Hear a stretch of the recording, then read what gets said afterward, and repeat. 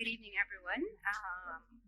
I'll try my best to convince you that maybe medication might be better as a first-line management for atrial fibrillation. I have no disclosure to say. So as you know, atrial fibrillation is a complex disease. So it's not only a rhythm abnormality, but it's also associated with other factors.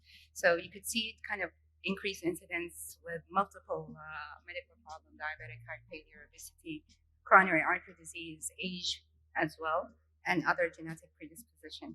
So management kind of goes into treatment of concomitant conditions and prevention, anticoagulation, rate control therapy, and rhythm control therapy. So for kind of medical management of atrial fibrillation, you could go with rate control, rhythm control, and trying to differentiate between rhythm and rate control. So rate versus rhythm control is kind of an old debate, or kind of an old debate that they looked at it. So for rhythm control agents, either beta blocker, calcium channel blocker, digoxin, magnesium, or amiodarone, you could use it for rate control in someone who's not suitable for cardioversion. So most of these medication could be given IV, and you can continue on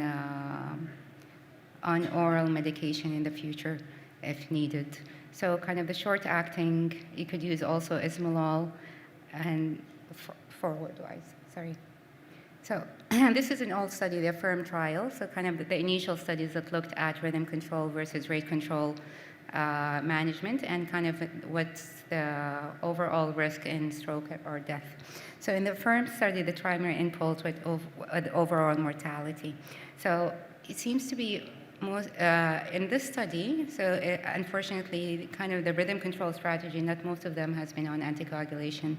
So overall, there hasn't been any significant difference between rhythm control and rate control, although there is a little bit of tendency toward rate control, I think because anticoagulation at that time was prematurely stopped in patients with high risk of stroke.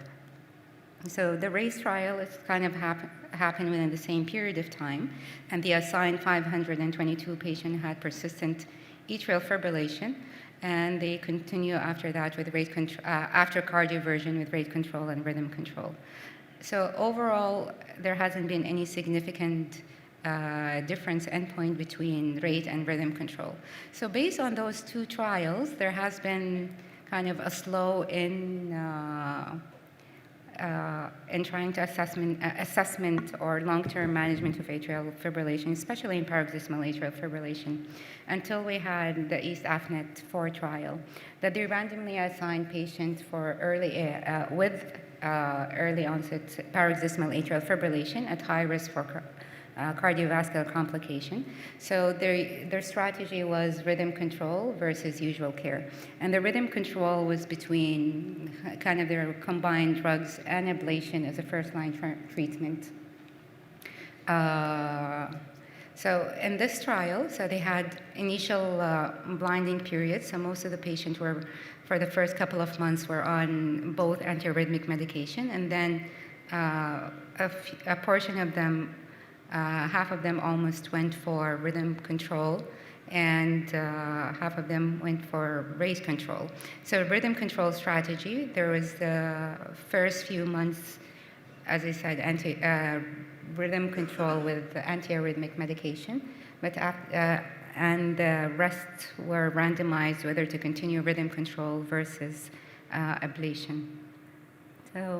So overall, there was a tendency that early rhythm control might have a better reducing hospitalization, reducing heart failure, and usually reducing complication. So given that, so there was more tendency to continue with rhythm control therapy, and whether that will be medication only versus ablation. So overall, as we said, the rate control kind of has its own benefits and doesn't have any pro-arrhythmic effect, but rhythm control has an anti-arrhythmic effect that might be pro-arrhythmic in saturation. So advantage of medical therapy, so kind of avoidance of invasive procedure and with their associated risk. has a lower cost and comparable to financial burden on the patient and the healthcare system. And the availability, especially in centers that doesn't have any advances in ablation or referral availability, and usually we have medication more available and easily prescribed by a prescription. So kind of trying to individualize the treatment is tailoring it to the age, comorbidities, symptom severity, and patient preferences. And we have to keep in mind that shared decision-making and collaborative approach with the patient and healthcare provider to try to get the appropriate decision-making for the patient.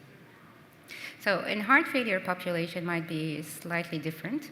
So for now, we know that kind of if tachycardia-mediated cardiomyopathy, need to try and control them with rhythm.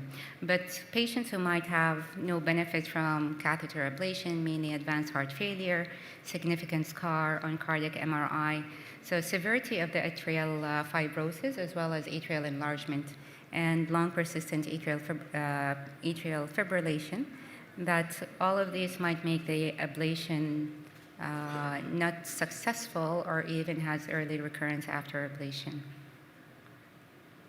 Sorry. So antiarrhythmic drugs for maintenance of sinus rhythm. So especially also in patients who, whether they're going for ablation or you go for rhythm control, so you need a good strategy for rhythm control. So it depends on the underlying comorbidities.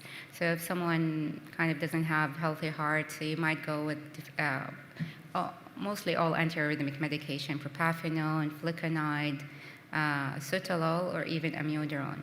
But then when you get into the symptoms of AFib with reduced ejection fraction, we have reasonable medication that could be used, kind of sotalol and sotalol or amiodarone. Defetolide could be also used. Unfortunately, is not available here.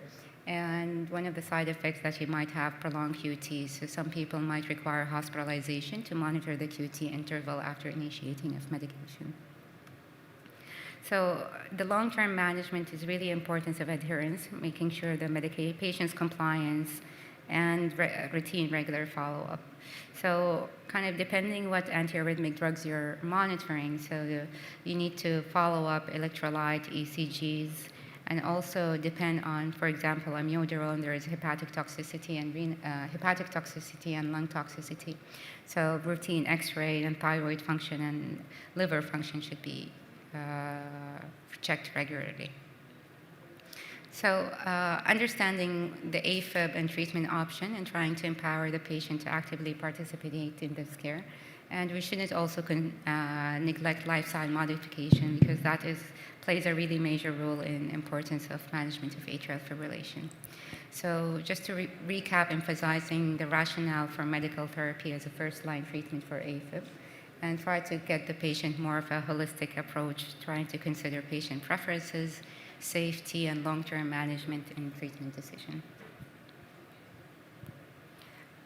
So kind of the goals for rhythm control therapy is kind of one is of trying to assess what is the burden of atrial fibrillation, has been recent or no. Second, whether this patient has atrial fibrillation with reduced ejection fraction or persistent atrial fibrillation. And symptomatic atrial fibrillation also play a role in long-term management for assessing the burden of atrial fibrillation. So I think we'll keep the question till the end for our session. Thank you.